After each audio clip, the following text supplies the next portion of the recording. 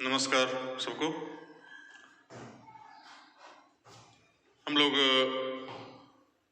पीछे क्लास में देखे थे, थ्योरी को ख़त्म किए थे सॉल्यूशन चैप्टर का। अब हम लोग आज पहुँचे हैं न्यूमेरिकल के लिए। तो न्यूमेरिकल को पहले हम लोग दो पार्ट में बांट लें। एक तो पहले वैसा सब न्यूमेरिकल जो आप लोगों ने भेजा है, पूछा है। आप लोगों में से कुछ लोगों ने व्हाट्सएप पर कुछ क्वेश्चन को भेजा है, तो उस क्वेश्चन को हम लोग पहले सॉल्व कर लें। उसके बाद फिर तब अपने तरफ से कुछ न्यूमेरिकल्स और बना करके चैप्टर को द एंड करेंगे।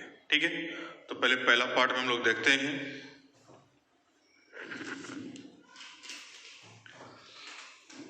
जो अभी तक न्यूमेरिकल आया है 5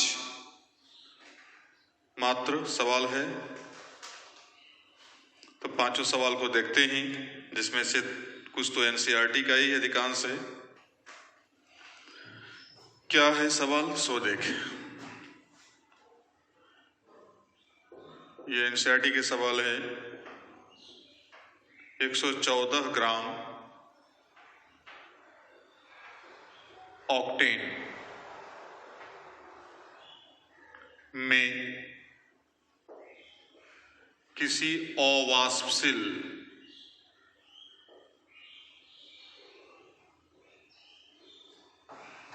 विलेय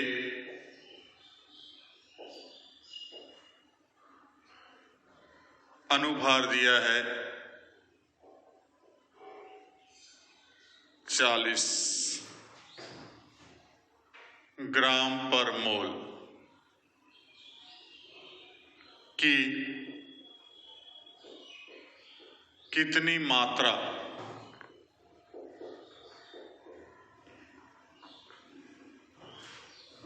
घोली जाए कि ऑक्टेन का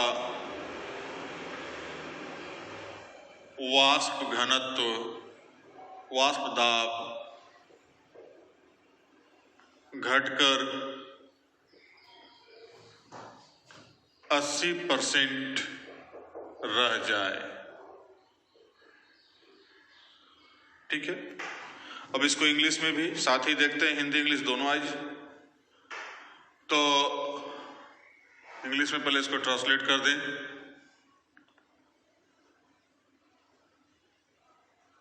व्हाट अमाउंट ऑफ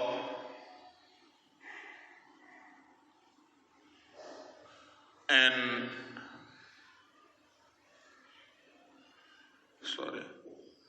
non-volatile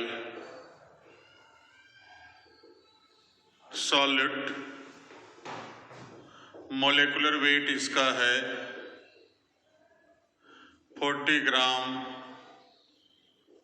पर मोल,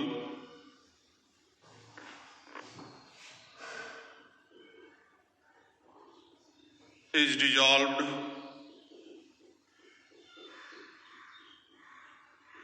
in 114 gram octane, from which vapor pressure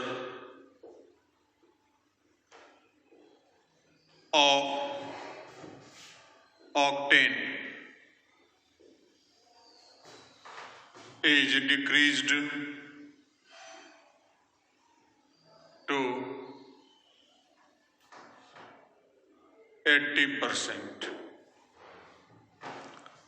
तो ये सवाल है वेपर प्रेशर का। फर्स्ट टाइप जो हम लोग देखे थे, relative lowering in vapour pressure, उसी से रिलेटेड है।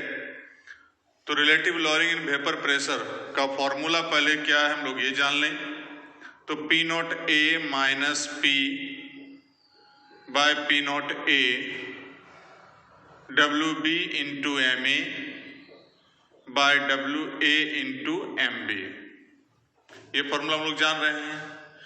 अब इसमें से ही कुछ चीज दिया हुआ है और कुछ को ज्ञात माने कि एक चीज को हमको ज्ञात करना है। पहले तो हमको ज्ञात करना है what amount of a non volatile solute. तो नॉन वोलेटाइल सॉल्यूट का वेट ज्ञात करना है, अमाउंट ज्ञात करना है। तो वोलेटाइल सॉल्यूट का वेट क्या है? WB। तो from question WB equal to what, ठीक है। अब उसके बाद मोलेकुलर वेट 40 ग्राम पर मोल है। मोलेकुलर वेट इसका दिया हुआ है MB 40। अब उसके बाद 114 ग्राम ऑक्टेन WA सॉल्वेंट का वेट दिया है 114 ग्राम। अब MA निकाल लें, मोलेकुलर वेट ऑफ ऑक्टेन। तो ऑक्टेन का फॉर्मूला होता है C8H18।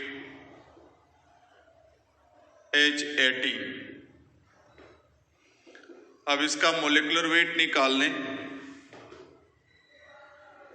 8 × 12 कार्बन का एटॉमिक वेट, 18 × 1 तो 96 + 18 तो 140।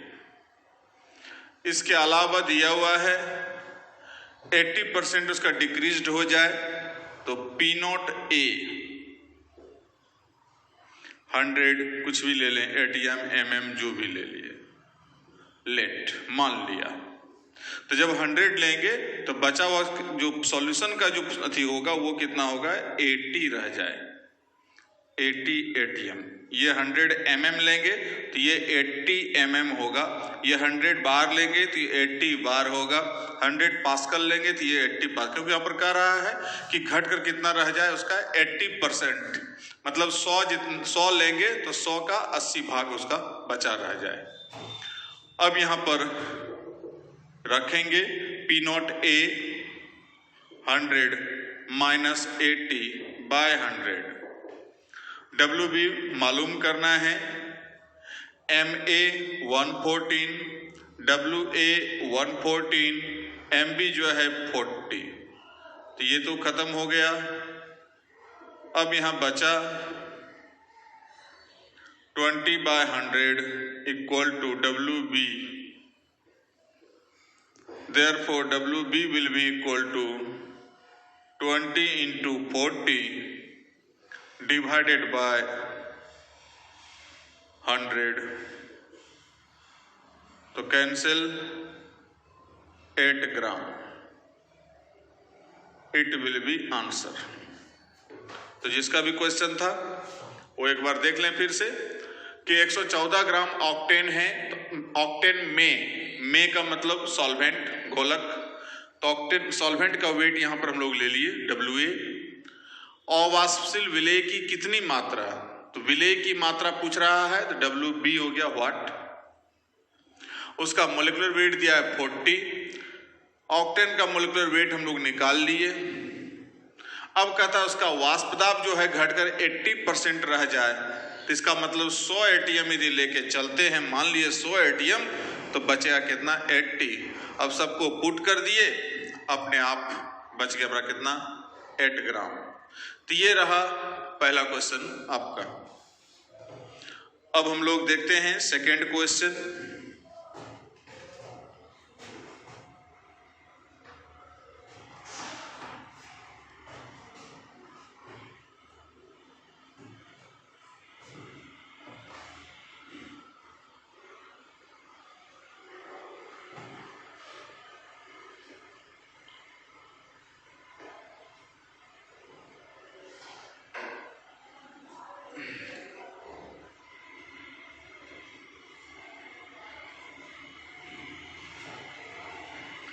कहता है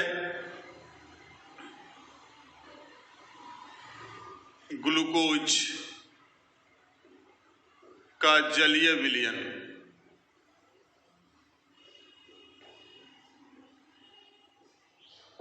100.01 डिग्री सेंटीग्रेड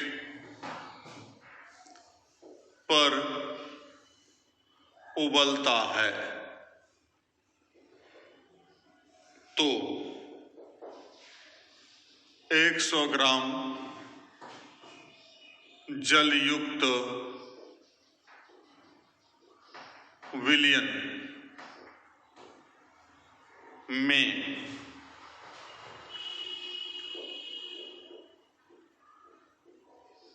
ग्लूकोज के अणुओं की संख्या क्या होगी?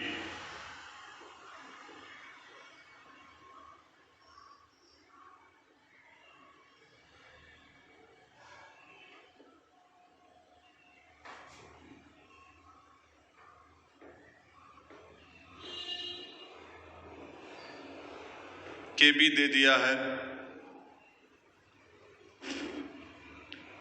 0.5 kg पर मोल। अब यहां पर इंग्लिश में इसको देखते हैं। If solution of glucose boils at 100.01 degree centigrade, then determine number of molecules of glucose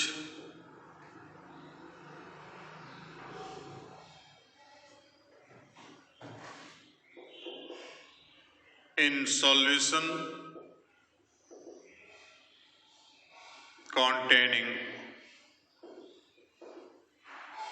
100 ग्राम जल, मतलब वाटर, पर केबी का मान 0.5 दिया हुआ है। ये सवाल दिया हुआ है एलिवेशन इन बॉइलिंग पॉइंट का है।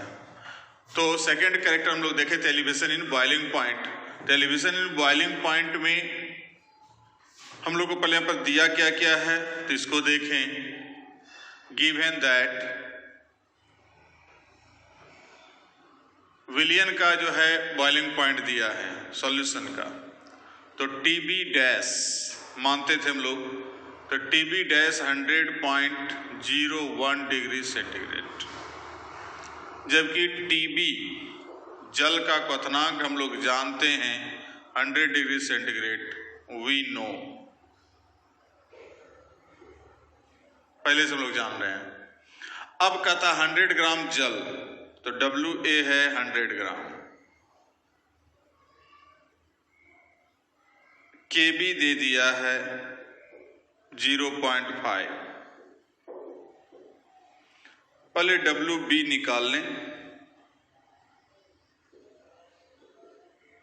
MB जो है ग्लूकोज का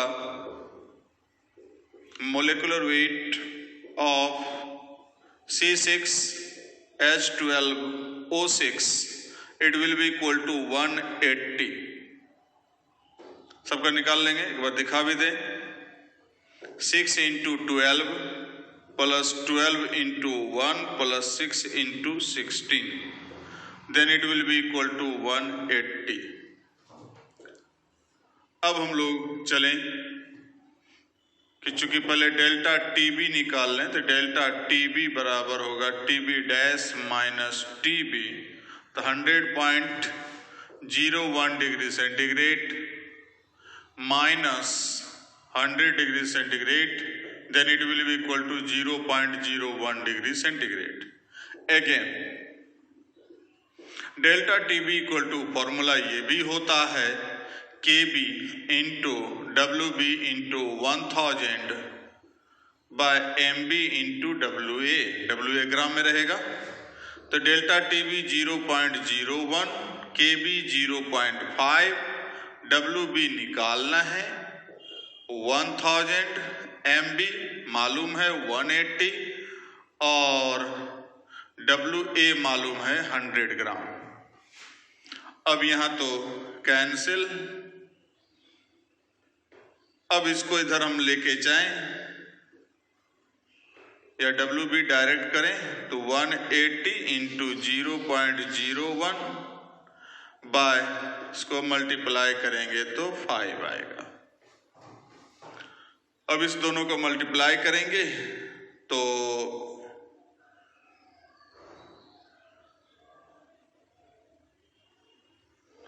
1.80 बाय 5। अब इसको भाग देंगे 0.3, इसके बाद इतना ग्राम। ये ग्राम में रहता तो ये आंसर होता, यदि वेट रहता तो आंसर यही होता WB का मान। लेकिन यहाँ वेट निकालना नहीं है, यहाँ निकालना है नंबर ऑफ मोलेकुल। तो since number of molecule equal to weight in gram by molecular weight into, यहां लिखें वेट इन ग्राम, ग्राम में भार, by molecular weight into 6.022 into 10 to the power 23। अब इसको रख दें 0.36 by 180 into 6.022 10 to the power 23। 2 point उधर जाएगा तो 36/180 गुना 6.022 गुना 10 पर पावर 21 होगा। अब 36 पंचे 5 से डिवाइड करेंगे तो 1.20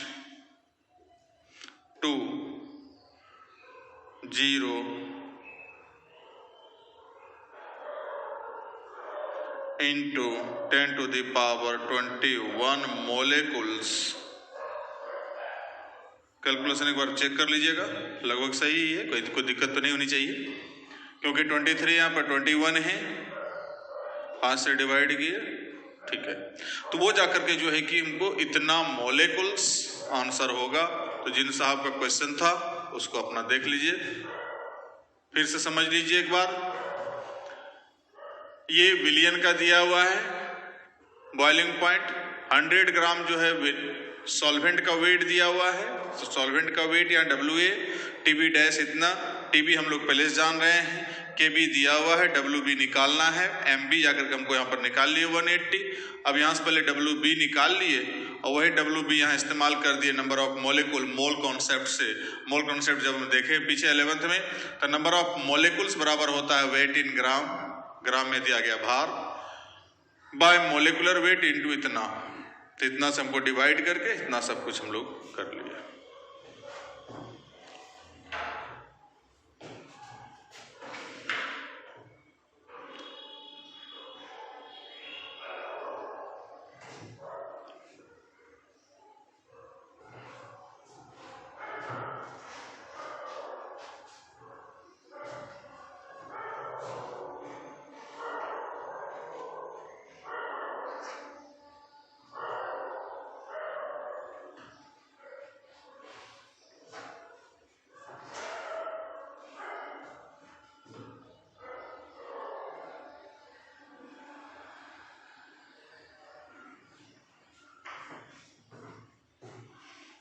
तीसरा सवाल है,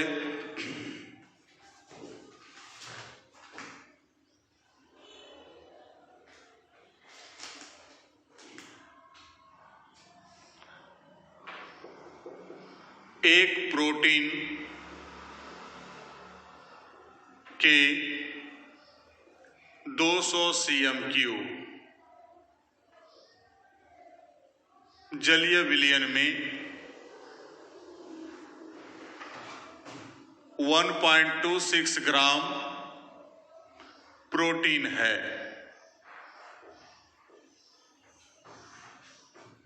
300 केल्विन पर इस विलयन का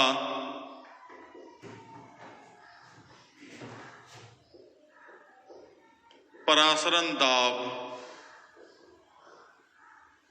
2.57 इंटू 10⁻³ बार है, पाया गया। तो प्रोटीन के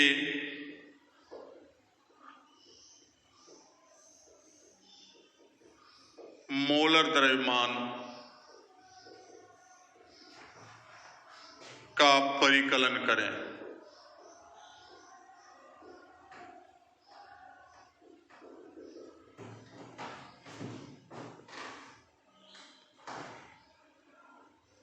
इंग्लिश में 200 cm³ aqueous solution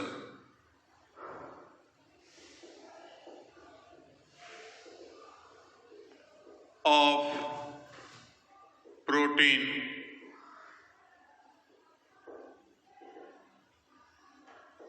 contains it's 1.26 gram at 300 Kelvin osmotic pressure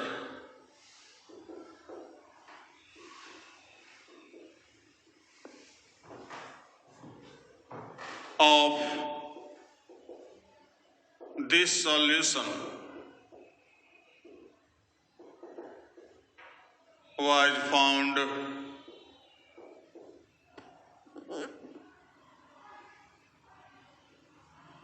as 2.57 into 10⁻³ bar. Then calculate molecular weight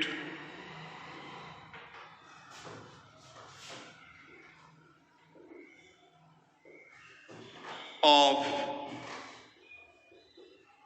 protein।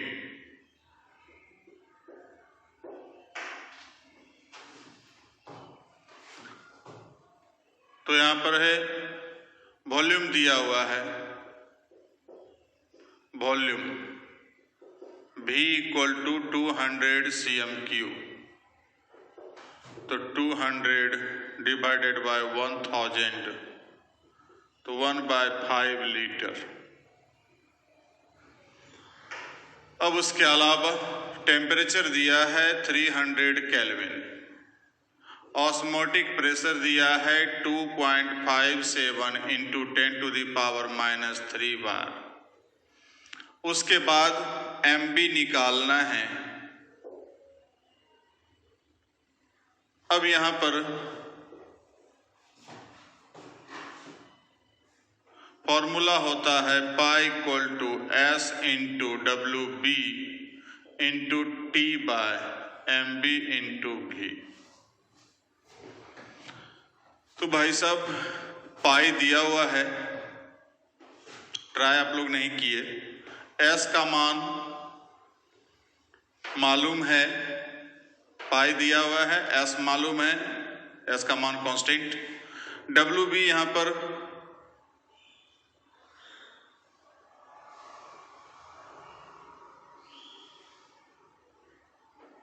WB दे दिया है, सॉरी ये 1.26 ग्राम। तो WB दे दिया है, टेम्परेचर दे दिया है, MB निकालना है, B मालूम है। तो फिर कष्ट तो नहीं होनी चाहिए, सबका मान रखेंगे, रख करके सॉल्व करेंगे, आंसर मिलेगा। शर्त है कि यहां पर प्रेशर दिया है बार में, इसको बदलना होगा ATM में। तो ATM में पहले इसको चेंज कर लेंगे आप, चेंज करके यहां पर रखेंगे पाई के जगह पर। बाकी सब इधर अपने यूनिट में ठीक है, बस इसका खाली यूनिट चेंज कर लीजिएगा पाई का। यहां बार को बदल दे रहा है ATM में। तो जितना ATM होगा वहां पर यहां पुट करके, बदल करके इसको यहां पुट करेंगे, सवाल अपने आप बन जाएगा। आप लोग शायद प्रयास नहीं करते हैं कि हाँ जाकर के इसको रखें, फॉर्मूला में क्या क्या दिया है, ये सब ट्राई नहीं कर रहे हैं। बस इसीलिए खाली बस सवाल को लिखे, लगा आंख से देख ली। जो पहले से आप लोग का बीमारी हम जानते हैं कि आप लोग कलम और कॉपी का इस्तेमाल नहीं करते हैं, सिर्फ नज़र से देखते हैं कौन सा सवाल भारी है, कौन सा सवाल इधर झुका तो भारी, इधर झुका तो हल्का। बस इसी चक्कर में सवाल को उठा के भेज दिए हैं। ये सब सवाल में कोई दम नहीं है, बस सब कुछ आपका है, सिर्फ फॉर्मूला बेस्ड है। फॉर्मूला पर रखेंगे सवाल बनेगा।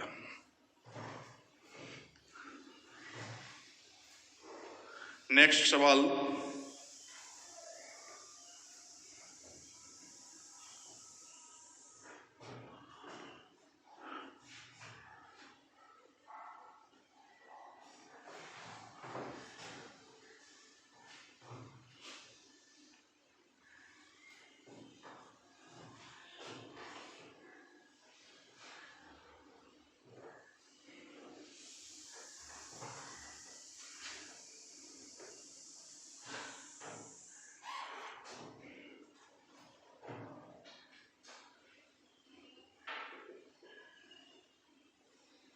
एस्कॉर्बिक एसिड, विटामिन सी, जिसका फॉर्मूला है C6H8O6 के उस द्रव्यमान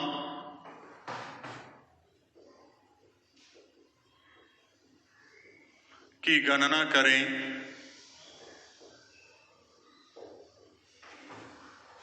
जिसे 75 ग्राम एसिटिक एसिड में घोलने पर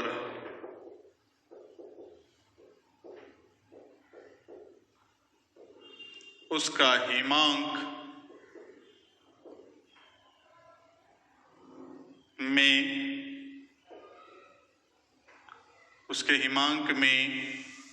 1.5 डिग्री सेंटीग्रेड की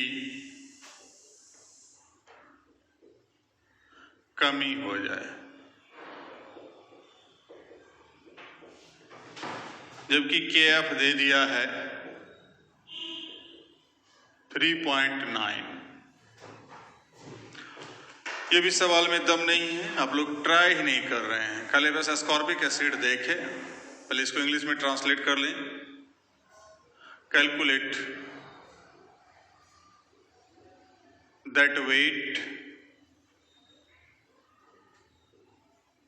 of ascorbic acid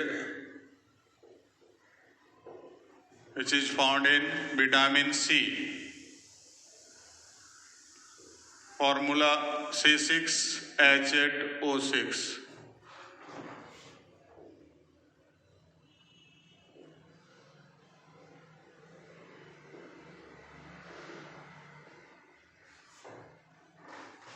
which decreases freezing point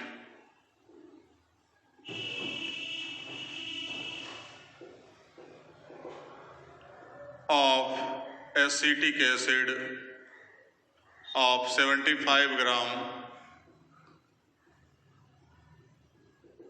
acetic acid is 1.5 degree centigrade, KF equal to 3.9।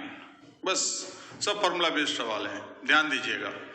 Ascorbic acid के उस द्रव्यमान की गणना करें, ये सॉल्यूट है, इसका द्रव्यमान की गणना करना है तो WB इक्वल टू व्हाट। अब मोलिकुलर वेट तो हम लोग निकाल ही लेंगे, मोलिकुलर वेट ऑफ C6H8O6, तो 6 into 12, 8 into 1 plus 6 into 16, 72, 8 plus 96, तो हो गया 176। अब उसके बाद और क्या दिया है, तो 75 ग्राम WA दिया है 75 ग्राम,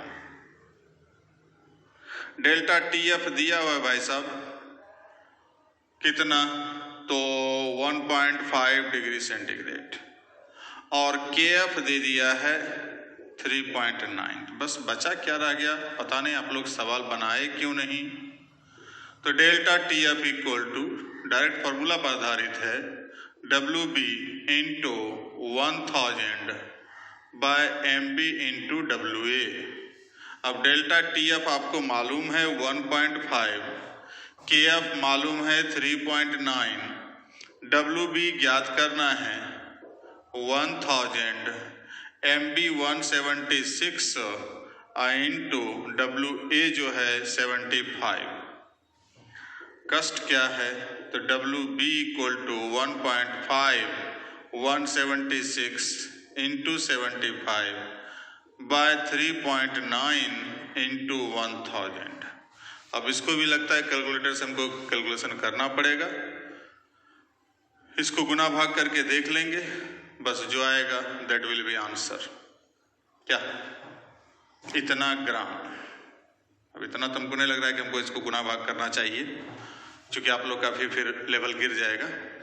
तो वैसे कंडीशन में तो यहाँ पर आपको इसको कैलकुलेट कर लेंगे। एक बार फिर से समझ लें कि एस्कॉर्बिक एसिड विटामिन सी में पाया जाता है। विटामिन सी का ही दूसरा नाम है एस्कॉर्बिक एसिड। वो जाकर उसका फॉर्मूला इतना है, उसको हमको एसिटिक एसिड में घुलाना है। कितना एसिटिक एसिड? 75 ग्राम एसिटिक एसिड।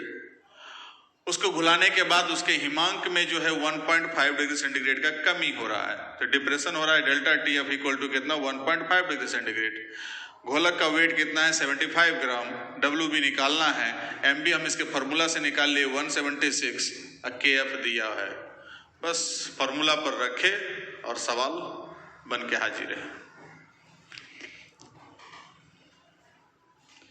एक और है NCERT का कारनामा है, थोड़ा सा मिटा दूं इसको।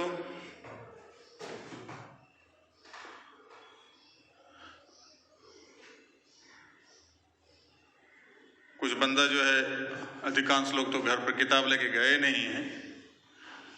एक दो बंदा जो NCERT किताब लेके घर पहुंचे हुए हैं, वो लोग बैठ के बस NCERT का 2 क्वेश्चन उठा लेता है। एक तरफ से तो बनाए नहीं, हमको लगता है जैसा नहीं कि एक तरफ से आप NCERT का भी सवाल बनाए हैं।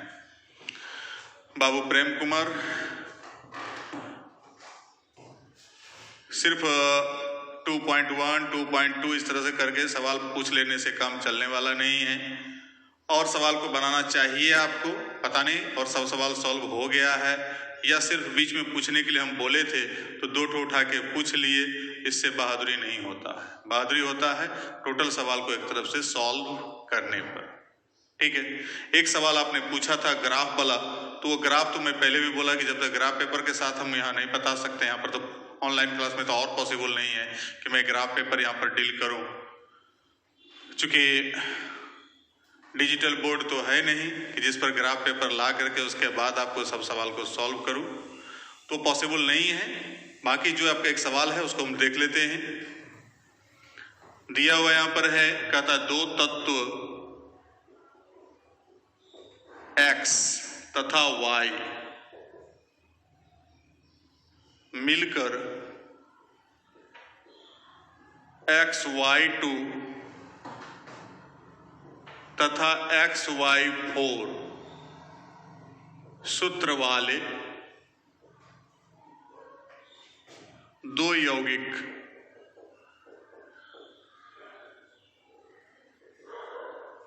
बनाते हैं। 20 ग्राम बेंजीन में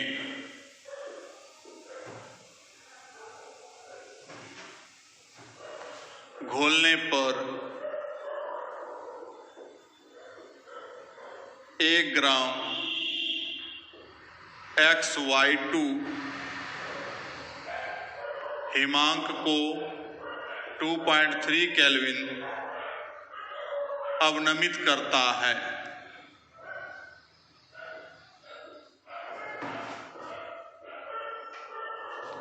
जबकि 1.0 ग्राम XY4 से 1.3 के का अवनमन होता है।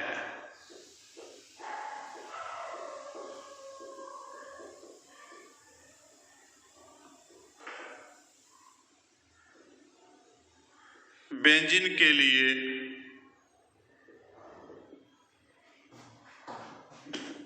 KF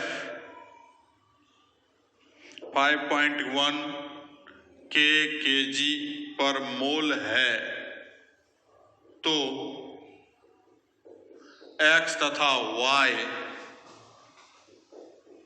का परमाणु द्रव्यमान ज्ञात करें। ठीक है, इंग्लिश में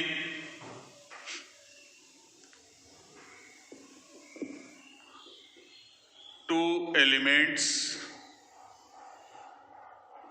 X and Y form XY2 and XY4, 2 compounds.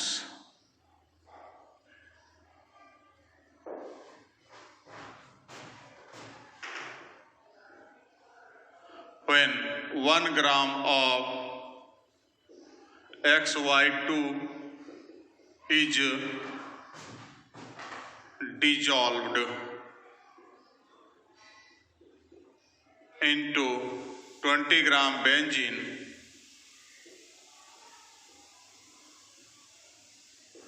then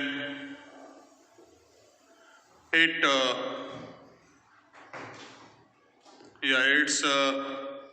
freezing point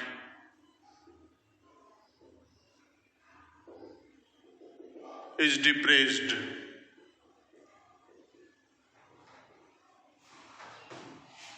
as 2.3 Kelvin, but 1 gram of XY4 depresses freezing point of benzene as 1.3 Kelvin. Now,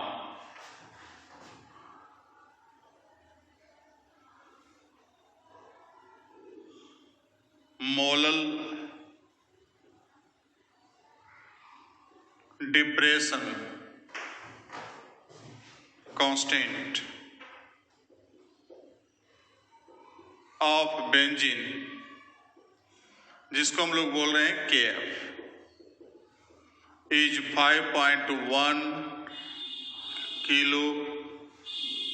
Kelvin kilogram per mole. Then calculate atomic weight of X and Y. ठीक है, NCERT का सवाल है। बस हम थोड़ा सा changing यहाँ पर क्या किए हैं, थोड़ा घबराने की जरूरत नहीं है। जो कि सवाल भेजे हैं तो वहाँ पर सोचता होगा कि अचानक ये जाके हम सवाल मोबाइल में भेजे कुछ और, यहाँ सवाल में कुछ और चेंजिंग हो गया। तो सवाल में कुछ चेंजिंग नहीं हुआ है, सिर्फ चेंजिंग हुआ है इंडिकेशन का। जो इंडिकेशन यहाँ पर हमको है, यहाँ A और B आपने दिया था, यहाँ AB2 AB4, हम सिर्फ यहाँ पर कर दिए X और Y ले लिए और कोई अंतर किए नहीं है। इसलिए ये भी बता दूं कि चूंकि हम लोग सॉल्वेंट के लिए A मान चुके हैं और सॉल्यूट के लिए B मान चुके हैं पूरे चैप्टर में, तो वैसे कंडीशन में A B पर यहाँ पर फिर कन्फ्यूजन पैदा हो जाता। तो उसके लिए हम लोग यहाँ पर क्या कर दिए, इसको सवाल को थोड़ा सा चेंजिंग कर दिए। A और B के जगह क्या कर दिए, X और Y। बस बाकी और चिंता करने की कोई जरूरत नहीं है। जब तक हम हैं तब तक कोई टेंशन नहीं लेना है भाई। मिटा दो इधर, इसको हम जाके देख लेते हैं। पहले इसको सवाल को थोड़ा जगह खाली कर दो।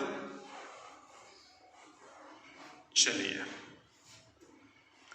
अब हम लोग यहां पर देखते हैं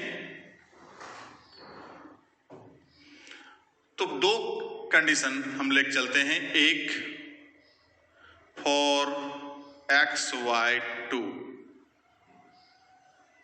इसके लिए क्या है, तो WB दिया है 1 ग्राम, यहां दिया हुआ है, और 20 ग्राम बेंजीन WA दिया है 20 ग्राम।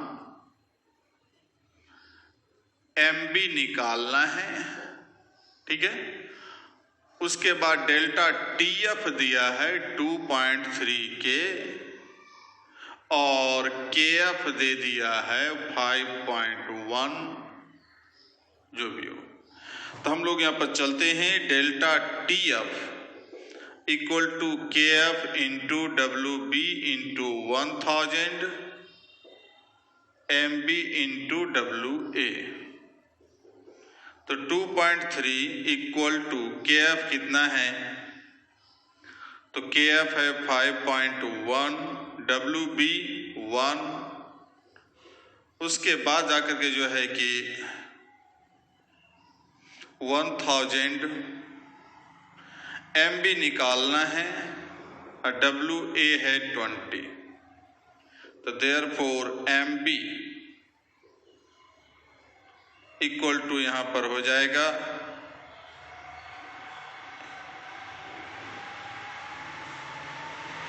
23,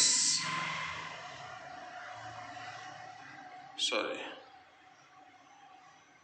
23 गुना 20, तो खत्म हो गया 5100 बटे 23 दूना 46। इतना हो गया मोलिकुलर वेट XY2 का। बाकी सॉल्व बाद में करते रहेंगे। फॉर XY4 सिमिलरली WB यहां भी है 1 ग्राम, WA यहां भी 20 ग्राम, MB डैश इसका निकालना है यहां पर वाट, डेल्टा TF यहां पर है 1.3 के, KF है वही 5.1। तो देयरफॉर डेल्टा TF के जगह पर 1.3 रखें, KF के जगह पर 5.1 रखें, WB 1 1000 MB dash into WA कितना है 20। Therefore MB dash will be equal to 51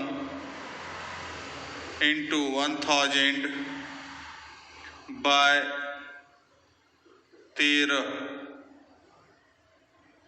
गुना 20। फिर वही बात 5100 बटे 26 MB डैश। चलिए यहां तक तुम लोग समझ गए। फिर से एक बार देख लें, XY2 के लिए सब कुछ दिया है तो हम लोग यहां पर MB निकाल लिए, और XY4 के लिए सब कुछ दिया है तो MB डैश निकाल लिए। यहां तक तो किसी को दिक्कत नहीं होनी चाहिए। जो हम लोग का सवाल है उस पर अब हम लोग चलते हैं मोलिकुलर वेट निकालने के लिए। पहले again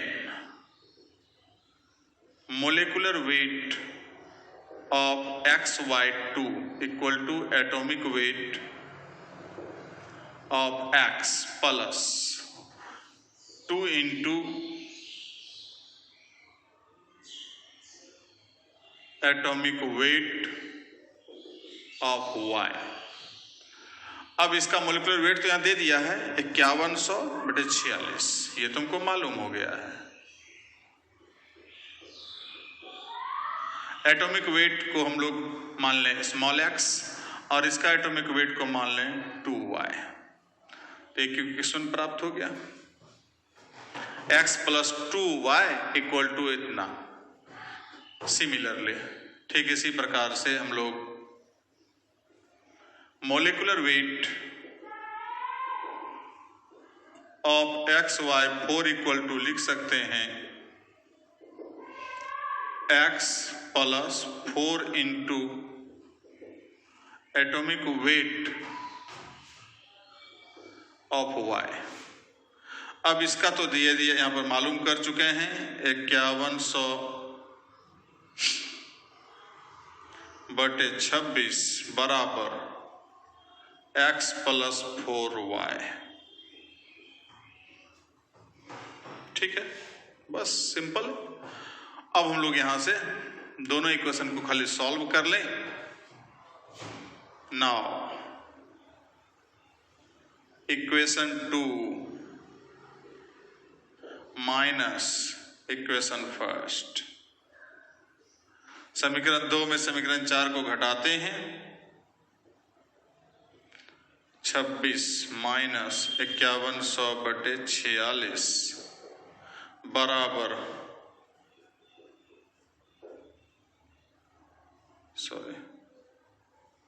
4y minus x minus 2y। तो x कैंसिल हो गया, बचा कितना 2y। अब इससे y का मान निकाल लेंगे। तो y का मान निकालेंगे तो y का परमाणु द्रव्यमान निकल गया, हो जाएगा। मतलब इतना को सॉल्व करना है खाली। 2y बराबर इतना आएगा, और 2y बराबर जब इतना आएगा तो इसके बाद हम लोग क्या करेंगे, इसका सॉल्व करके y का मान निकाल लेंगे। और y का मान निकाल करके और उसके बाद फिर इस दोनों में से किसी इक्वेशन में y का मान रख देंगे तो x का मान मालूम हो जाएगा। होगा या नहीं होगा, क्या सवाल कोई भारी नहीं है, बस सिंपल। यहाँ पर हम लोग खाली इतना सा काम तो करते हैं, दोनों इक्वेशन को यहाँ पर ले आए। दोनों इक्वेशन में से इक्वेशन को एक तो घटा दिए, दूसरे में घटाने के बाद हमको y का मान निकल गया। तो एक तो आंसर में मिल गया y का परमाणु द्रव्यमान, और फिर दूसरा फिर समीकरण 1 या समीकरण 2 में y का मान रखेंगे तो अपने आप x का मान भी सॉल्व हो जाएगा, मालूम हो जाएगा। तो बस इतना ही सवाल था आप लोगों का, इसको सॉल्व कर लीजिएगा। अब तत्कालिक हम लोग यहीं पर देखते हैं, इसके बाद फिर देखते हैं अगले टॉपिक का सवाल।